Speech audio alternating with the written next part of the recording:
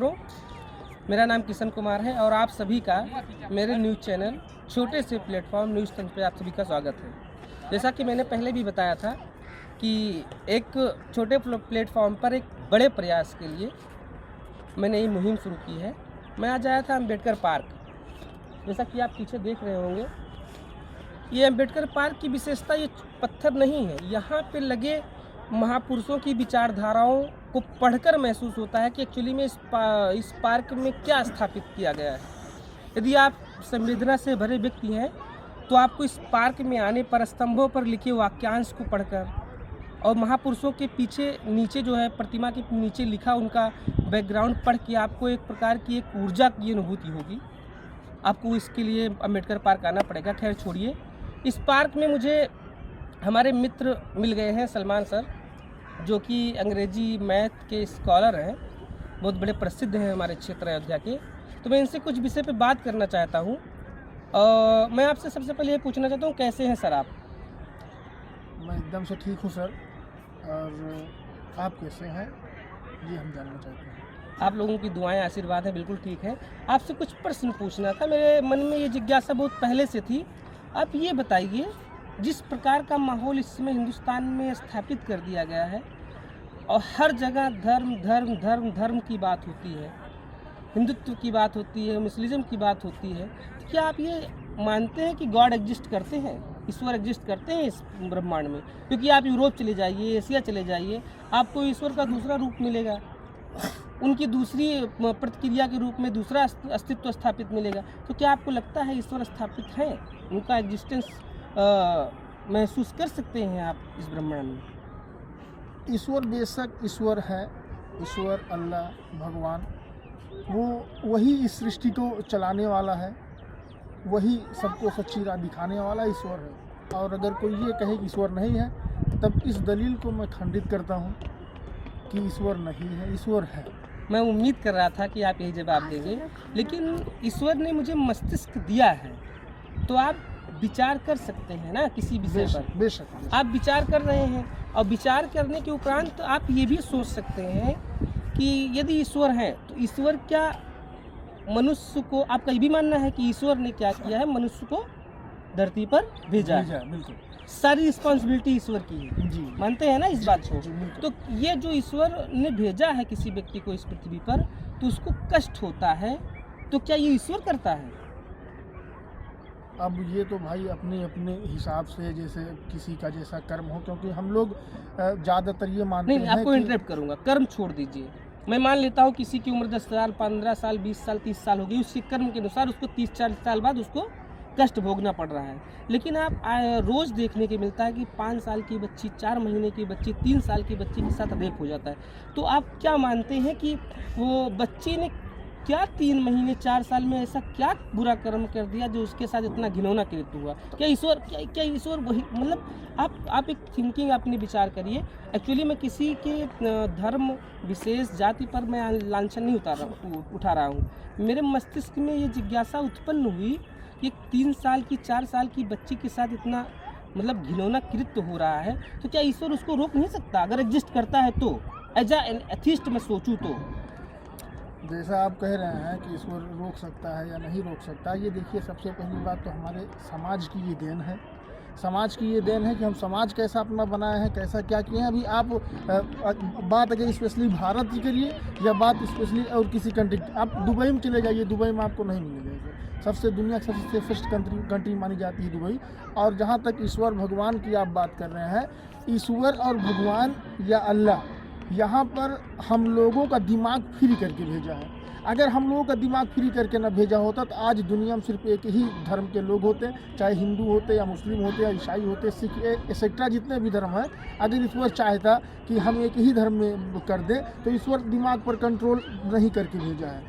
आप देखते हैं आए दिन कोई हिंदू धर्म से मुस्लिम धर्म में कन्वर्ट हो रहा है, कोई मुस्लिम से हिंदू में हो रहा है, कोई ईसाई हो रहा है, कोई क्या हो रहा है। आप दूसरे जगह की बात ही छोड़ दीजिए, सबसे एटलीस्ट हम ये बता रहे हैं कि आप अगर रिसर्च अगर रिपोर्ट देखा तो उसमें देखिए आए दिन कोई ना कोई किसी ना किसी धर्म में परिवर्तित हो। ठीक, ये बात तो आपकी सही है। तो आपकी बातों से सर मुझे ये क्लियर हो गया कि आप फ्री विल की बात कर रहे हैं। ईश्वर ने आपको स्वतंत्र किया है, आप कुछ भी कर सकते हैं। दूसरी बात आपने कहा कि आप दुबई चले जाइए, वहाँ ये चीज़ों का रेशियो बहुत कम है। बिल्कुल। तो आप क्या अपना आप ये सामान मानते रख हैं कि दीजिए, जो ईश्वर हैं और दुबई जैसी धरती को ज़्यादा प्रेम देते हैं? ऐसी कोई बात नहीं। अगर आप ऐसी बात करें तो एक चीज़ और इसमें देखिए, जैसे अभी हम मान लें कि यहाँ पर सबसे ज़्यादा संख्या ईसाई धर्म की है, हाँ। तो क्या ईसाई धर्म के ईश्वर का ज़्यादा प्रभाव है कि सब देशों में ईसाई धर्म का है? या आप हिंदुस्तान में देखिए, सबसे ज़्यादा 26 करोड़ देवी देवता हिंदुस्तान में है, तो क्या ये हिंदुस्तान में ही एक है? सेकंड, ये 26 कोटि है, 26 करोड़ नहीं है। जो भी ये है। ये मंत्रणा, ये भावना प्रकट की गई है, कोटि को करोड़ में कन्वर्ट कर दिया गया, 36 कोटि के देवता हैं। आगे करिए आप। नहीं, जो भी मैं बता रहा हूँ, क्यों मतलब ये जो हिंदुस्तान में जो काफ़ी धर्म है, तो अभी मुस्लिम धर्म देखिए 57 कंट्री में फैला हुआ है, ईसाई धर्म देखिए लगभग 60-62 कंट्री में फैला हुआ है। अच्छा ठीक है, अच्छी बात है।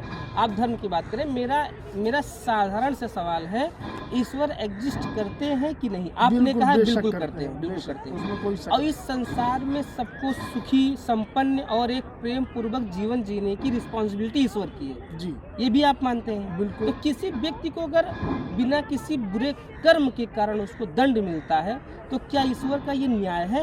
आप इस पर क्या कहेंगे? आप मुझे ये क्लियर कर दीजिए बस। मेरा इस पर कहने का मतलब है, भगवान क्यों राम करते हैं? भगवान राम भगवान है, हाँ? उनको भी 14 वर्ष का वनवास होता, तो भगवान होकर उन्होंने 14 वर्ष वनवास काट लिया, उन्होंने अपने ऊपर कष्ट झेला। हाँ। नंबर 2 बात, इस्लाम फैलाने वाले हजरत मोहम्मद साहब को देखिए, एक बुढ़िया उनके ऊपर 14 साल से कूड़ा फेंक रही थी, उनके ऊपर भी तो ये हुआ। तो यहाँ पर ये कोई किसी को बचाने आने का मतलब फिर लोग फिर ऐसा कृत करेंगे क्या? फिर लोगों का फैसला क्या होगा? तुम दुनिया में कैसा काम किए हो, तुमको कैसा, जो धर्म की चीज़ें बनाएगी धर्म के अनुसार से, कोई अच्छा, हिंदू धर्म के रीत रिवाज से चले मैं समझ या गया मुस्लिम आपकी धर्म के रीत रिवाज आपके से। कहने तो- का मतलब जो रीति है, जो नेचर ने डिसाइड कर दिया है, वो होकर ही रहेगा, ये तो आप कह रहे हैं। इस चीज़ को एक्सेप्ट करते हैं कि नहीं करते हैं? बिल्कुल। तो हम, अगर ईश्वर ने डिसाइड कर दिया कि आपके साथ ये होना है, आपके साथ ये होकर रहेगा, तो क्या पूजा करने से, दुआ मांगने से कुछ होता है?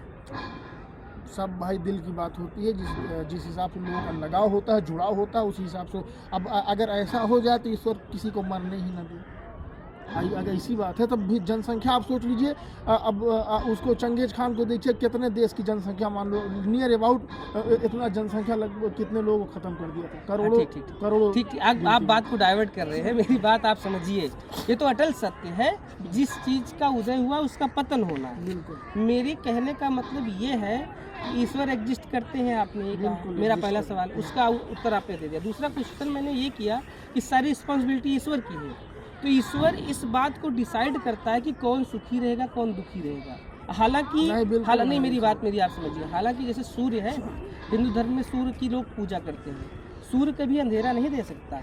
ये आप बात क्लियर कर लीजिए, ईश्वर कभी किसी को दुख नहीं दे सकता है। तो उसकी एग्जिस्टेंस में अगर किसी को दुख मिलता है, और ख़ास करके मैंने इंटरप्ट किया था बीच में, किसी छोटे से बच्चे को, किसी वृद्ध महिला को, किसी वृद्ध पुरुष को जिसने सब कुछ भोग लिया है, उसको अगर एक अत्यंत कष्ट की पीड़ा का सहन करना पड़ता है, तो ईश्वर क्यों उसकी मदद नहीं करते हैं? बिल्कुल ईश्वर क्यों नहीं करते हैं, बताइए, अगर एग्जिस्ट करते हैं तो। ईश्वर की जहाँ तक बात है, हमें इस बारे में बहुत ज़्यादा ये नॉलेज नहीं है।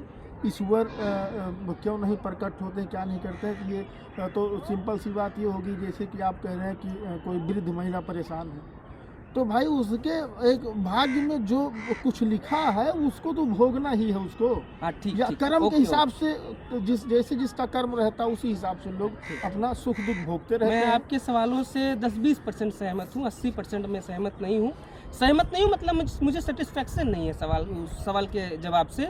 चलिए ठीक है, धन्यवाद। लेकिन मैं नास्तिक नहीं हूँ, एथीस्ट। और नहीं तो आप किस पार्टी के पत्रकार हैं?